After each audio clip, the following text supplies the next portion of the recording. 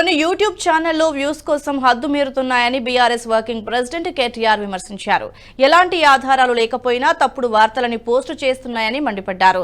బాధ్యతాయుతంగా వ్యవహరించాల్సిన కొన్ని యూట్యూబ్ ఛానళ్లు అడ్డగోలుగా అసత్యాల్ని ప్రసారం చేస్తున్నాయని, తమపై తప్పుడు వార్తలు రాస్తే పరువు నష్టం దావా వేయడంతో పాటు క్రిమినల్ చర్యలు తీసుకుంటామని ఎక్స్ వేదికగా హెచ్చరించారు.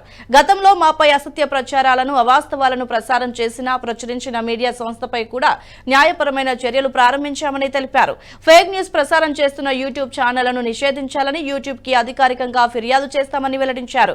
ఇప్పటికైనా తమ తీరు మార్చుకోవాలని కేటీఆర్ విజ్ఞప్తి చేస్తూనే కుట్రపూరితంగా వ్యవహరించే యూట్యూబ్ ఛానళ్లు చట్ట ప్రకారంగా తగిన శిక్ష ఎదుర్కొనేందుకు సిద్ధంగా ఉండాలని హెచ్చరించారు.